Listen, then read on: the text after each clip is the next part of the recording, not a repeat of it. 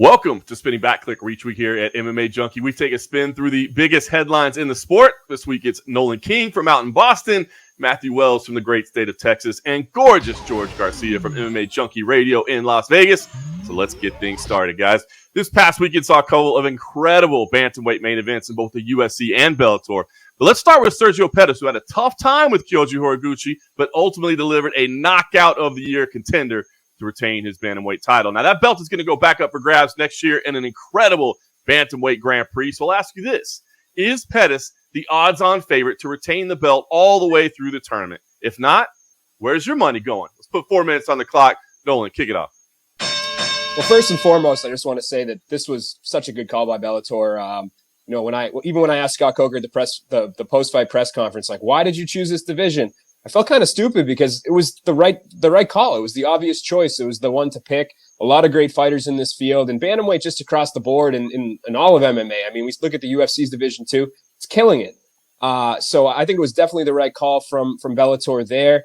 And I think that was Friday night was a great way to kind of a prelude to the whole thing. I mean, who could have scripted that better for Sergio Pettis? He loses the entire fight, and then gets knocked out. He loses the entire fight and then knocks out Kyoji Horiguchi in absolutely emphatic fashion. Despite the outcome, though, I think it's important to look at what happened before that final blow. And Kyoji Horiguchi was dominating pretty much every minute of that fight. And I would put Sergio Pettis towards the top of this, this pool of bantamweights that's going to be in the tournament. So for me, I still would put Kyoji Horiguchi as kind of the favorite of the field. I mean, there's a lot of great contenders in this division. You got Rafael Stotts, you got Patchy Mix, you got Magomedov. But to me, I think Horiguchi overall, was one spinning back fist away from putting on a very dominant performance against a guy who, had beaten Juan Archuleta. So to me, if I know MMA math doesn't always add up, but I would pick Kyoji Horiguchi as the favorite. Hopefully he can rebound from that loss. Hopefully his chin can hold up. And to me, I still think that despite him not coming out on top Friday, I don't see anybody in this division that could beat him in this tournament. Yeah, I'm kind of interested in how they do the brackets. I'm kind of interested in how they do the brackets. Maybe that's a rematch of the final, or we'll see. But I don't know, Matt. What do you think? Is Pettis the favorite here? You kind of have to think so, just because the way this fight played out for me, because he showed what I like to see from a championship fighter. He showed that real championship grit. Like, he felt that he was down in the fight, went out there and made it happen. Some people were calling that spinning back fist a lucky shot or whatever, but that's a strike he chains in the gym all the time. It just happened to land for him there. So, I don't like the fact that people called it a lucky finish or anything like that. He knew he was down, listened to his coaches, went out there and made adjustments and got the job done. So for that, you got to love to see that kind of sort of thing. But there's a lot of names in this whole Grand Prix they're pretty interesting to me. I like Patchy Mix to go out there and make some noise. Obviously, Rafael Stotts is another one that a lot of people are high on right now. But ultimately, at the end of the day, what Pettis showed me and showed the world really in this last fight is that he's not going to back down no matter how tough things get. So that, for me, in a tournament format like this, I love to see it. Such a great point, right? I mean, you love to see people dominate, but I think that's the mark of a true champion as well, right? When you're not having your best night and you still find a way to get it done. So, George, what do you think? Is it kind of 1-2? Those are the two favorites, or do you see another name that might kind of sneak up on people out there? Well, being in Vegas, yes. To answer the question, who's the odds-on favorite? It's got to be Kyoji Horiguchi. He is a champion of different organizations. He's won a Grand Prix, and he held his own, more than his own, against Pettis before getting knocked out. So tons of experience. I would go with him as far as he'll be the favorite when it comes out. However, I'm looking at Rafael Stotts as my dark horse to win it all. This guy's only lost one time to Merab Dvalishvili, albeit, again, that type of a finish as well. And he's rebounded well since then. He's got some really, really nice wins, including one over Magomedov, who's in the tournament. And he trains with Sergio Pettis, so I'm sure he's got a feel for at least how to beat the champion if it comes to him having to fight the champion. But that wrestler mentality, make no mistake, man, this is built for those guys. And I just think he's going to stay healthy and ready, and he'll be able to get the job done. Yeah, I think Stotts is one of those names that has to be up there at the top two. It's probably Horiguchi or Pettis, as you said, George. The Las Vegas odds are going to have them as the favorites, but the ultimate winner, man, it could be a handful of names. Maybe we get a DC situation, and it's Josh Hill coming in from the field and taking home the tournament. We'll see what plays out. I'm looking forward to this Grand Prix, I got to admit it.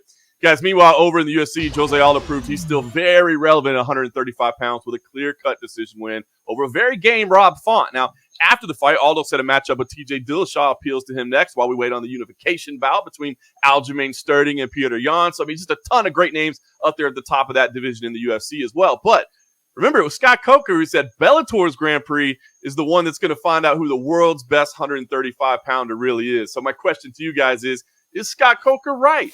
Which promotion do you think has the better bantamweight division right now? Because they're both just absolutely stacked. Let's put 4 minutes on the clock. Matt, you get it started. Well, first off, shout out to Jose Aldo for listening to the show last week for that call out of TJ Dillashaw, because that's what we said right here on the show. So that has to happen first quarter 2022 if possible. But as far as Scott Coker saying that they have the best bantamweight in the world being crowned at the end of this Grand Prix, I was unaware that this was a cross-promotional Grand Prix. So thanks for dropping that bomb on us, Scott Coker, because obviously the UFC has the better bantamweights in the world. But I would like to make a quick reference here, and I'm not sure how well this is going to stick with a lot of people here, but the UFC is WWE, Bellator is AEW in this situation here, okay? So follow me here. One side has a lot of solid young talent mixed in with a few veterans that can carry some legitimacy for that young talent. That's the Bellator side. The other side has, at the top of the building, a lot of legit main card talent with some absolute legends mixed in that can sell out arenas on any given month, any given pay-per-view, any given event. The talent is just that much more better on the UFC side. But that's not to say that if they were to ever really mix in some way or some crazy fashion, Bellator could make a little bit of noise. But at the end of the day, the UFC has the better 135ers, and I really don't think it's even all that close, to be honest with you. I like what you did there. First of all, yes, shout out to Jose Aldo, longtime spinning Back Clique listener. We always appreciate his comments. And, of course, AEW, my man CM Punk over there. I like what you're doing there. George, what do you think? Is it clear-cut? The UFC is just better, or is AEW got a little something to say over there?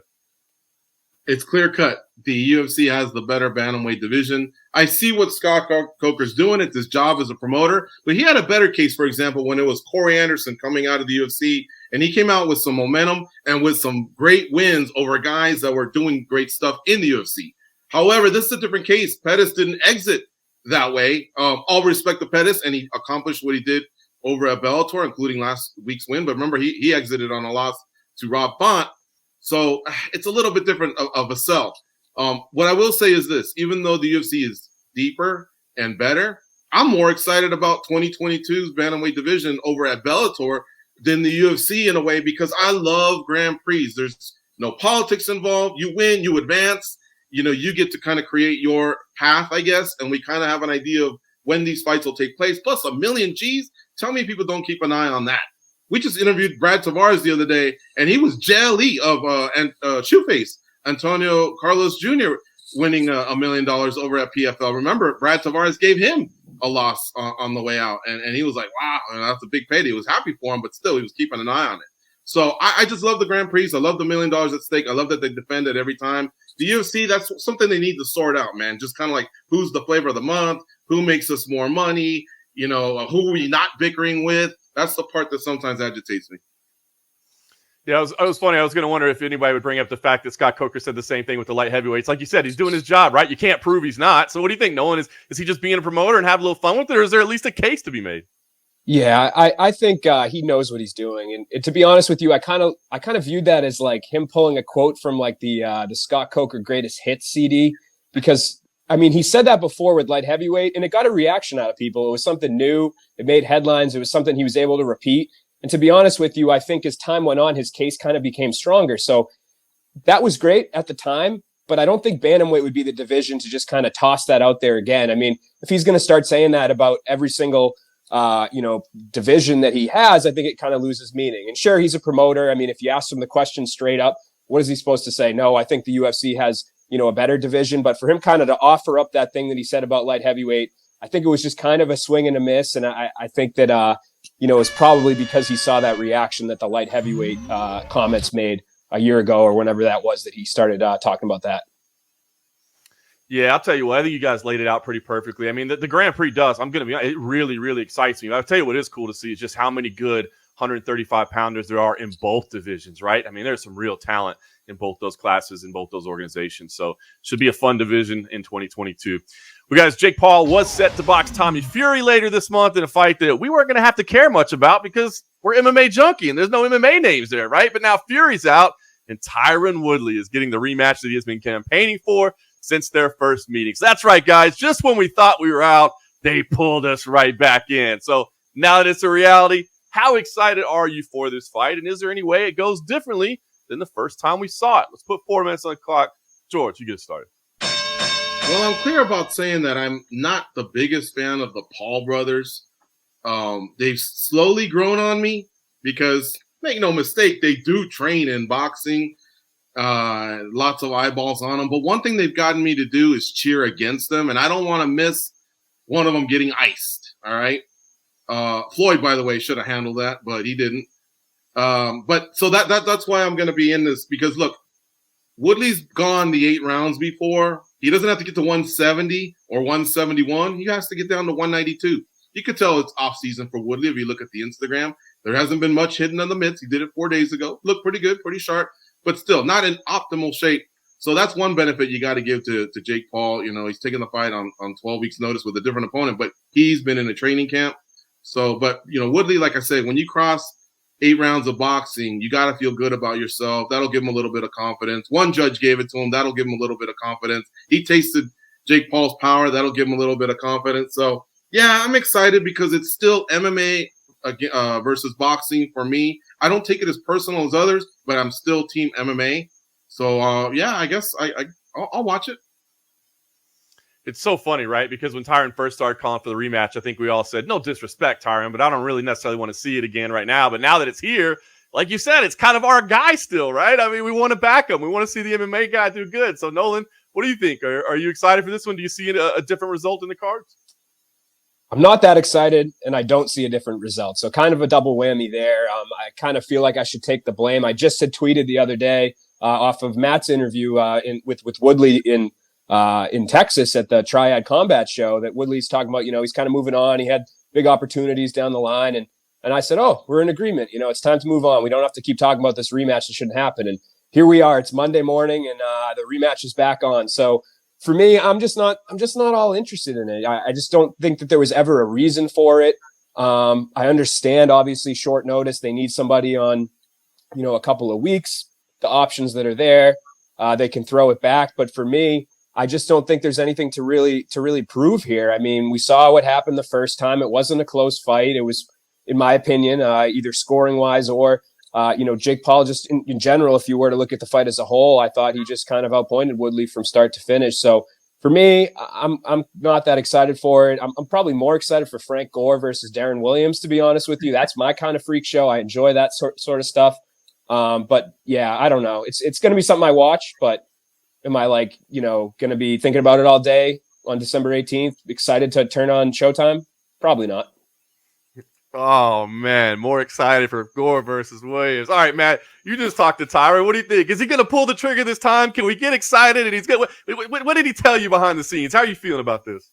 Man, I got a good vibe from Tyron when I talked to him here a couple weeks ago. I mean, he just seems like happy with life, you know, not too worried about what everybody else is thinking. You know, there's so many people on the internet, you know, worried about his legacy and his fall from grace and all of these sort of things. It seems like Woodley is just out here having fun, living his best life. So whatever that actually translates to in this rematch, it is what it is. I don't think he's too worried about the outcome. I think he's worried about making sure he has dollars in the bank, and he's having fun while doing it. So, you know, if that means that he goes out there and loses to Jake Paul again, or he knocks him out this time, whatever the result is, I think he's going to be okay with that.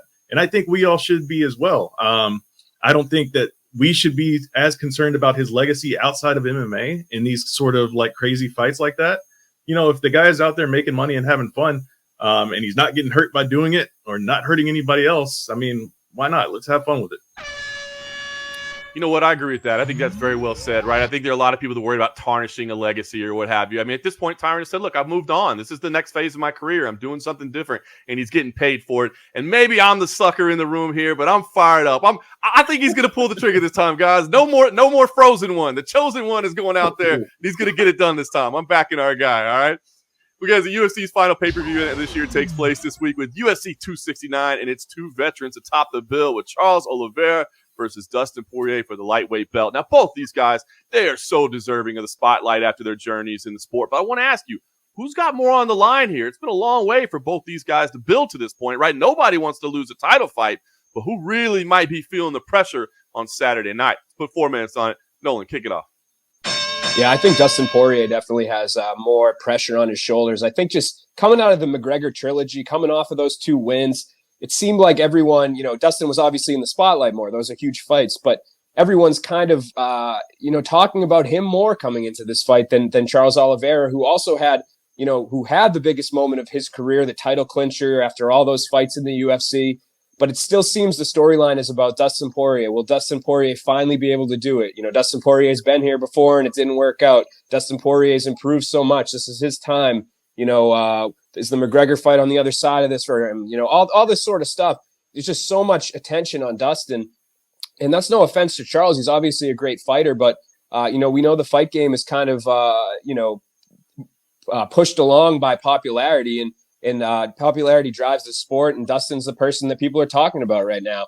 And I think there is some legitimacy to that. If you look at it, this is Dustin Poirier's, another chance for him to do it. If he goes out there and fails again, it's going to have to be a whole nother sort of rebound for him to get in a position like this. So I think Dustin definitely has more weight on his shoulders. I think that this is a very difficult fight for both guys. I like that Poirier recently tweeted that, he's not underestimating Charles despite all of, kind of this attention being thrown at other lightweights and whatnot, and people talking about Justin Gaethje. So for me, Dustin Poirier, I think, has more weight on his shoulders, and we'll see, a guy that hasn't necessarily done well with pressure in the past. We'll see how he does this time around. So well said, right? His star power has never been higher than it is right now. But if he falls short, right, then he goes back to that guy that just couldn't quite win the big one. And you wonder how that would affect him moving forward. Matt, what do you think? Where's the pressure lie most on Saturday? I think it's with Charlie Olives, man. I got to go with him on this one. He's obviously the champion, so he does have that belt to lose. But beyond that, it's really an opportunity for him to drive home that he is the guy in one of the most stacked divisions in all of MMA. I get the feeling that some fans are kind of just like, yeah, he's the champion right now. But Dustin coming off of those 2 wins against Conor, a lot of people are backing him and think that he's just going to go out there and get the job done.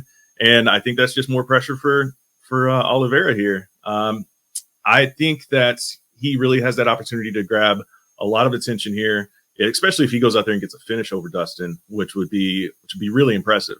But a win over a guy like Dustin in this spot would be very big with the fans. It would go over a long way. I mean, Charlie Olives already looks like a champion. He carries himself as such, fair or foul. Like, obviously, I mean, he can't help the language barrier to connect with a lot of the U.S. fans. But we see it with guys like Jose Aldo. Doesn't speak English all that much, but the guy's resume really puts him over here in the States with a lot of people. It's just a silly thing that I wish people would get past. But hey, ultimately, if you go out there and get big wins after big wins, and shoot, his resume shows a lot of it, especially Tony Ferguson, Michael Chandler back to back. The guy is beating everybody. So go out there and get a win over Dustin Poirier, who's gotten 2 wins in a row over the biggest name in the sport. That will go a long way for his standing with the people. Yeah, great point. That's why I love this fight so much. Charles Oliveira wants to get rid of that asterisk next to his name. It would probably be there if he doesn't ever defend the belt. George, what do you think? Exactly, yeah. I mean, had he beaten Khabib to become the champion, then look, I mean, once you beat the incumbent, you're over.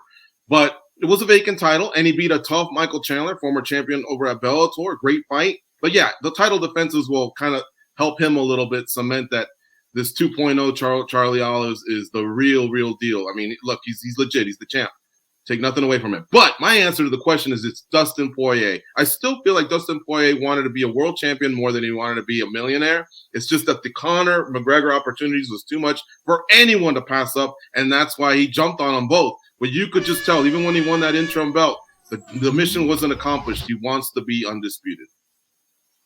I love this fight so much, guys. Like, I don't know how it's going to do in terms of pay-per-view buys and all that. I don't pretend to be a business analyst, but just a fight fan in me, man, I cannot wait for this fight. Such great storylines and such great people involved in the fight, man. I think it's going to be a great one.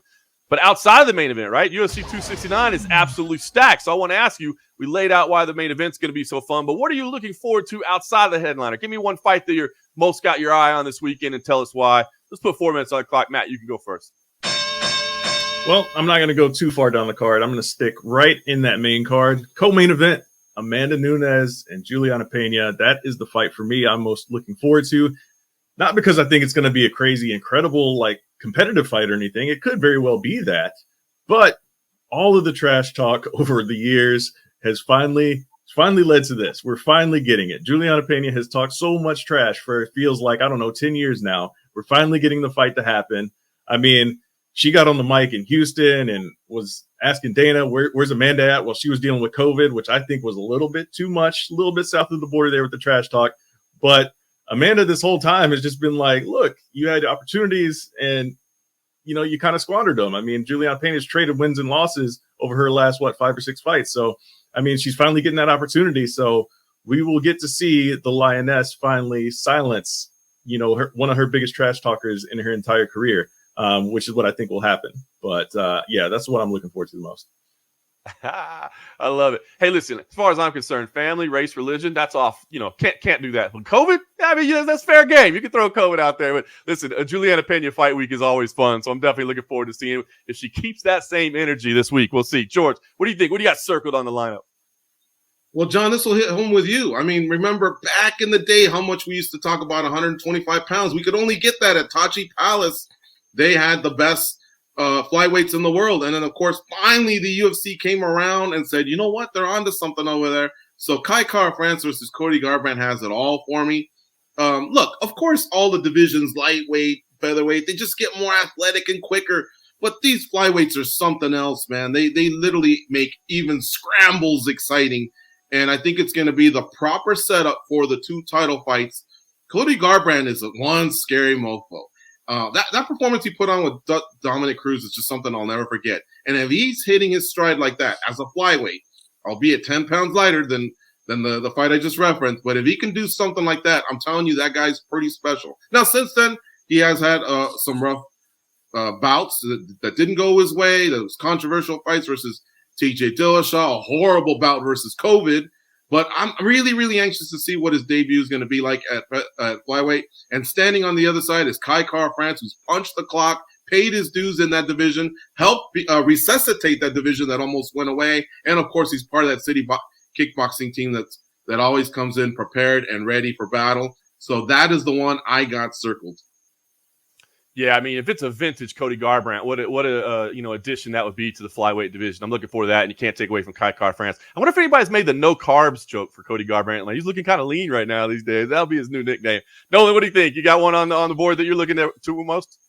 I do. I like the featured featherweight prelim fight between Josh Emmett and Dan Ige. Finally, we get to see Josh Emmett back. I feel like he's just been kind of awkwardly sitting there at the top of the division, labeled as hurt, injured, out for a while, that whole sort of thing after the injury that he sustained in his last win against Shane Burgos. But I think people really underestimate how good Josh Emmett is, and I hope that he's back to form. I hope that this injury, this layoff, this time off, this another year that's on his life and his career has not hindered his abilities at all or his trajectory, because I think he's a guy, man, who's a serious contender in this division. I hear other coaches and managers and stuff behind the scenes of these top featherweights, and they're always like, man, Josh Emmett's such a tough stylistic matchup for us, so I prefer somebody else.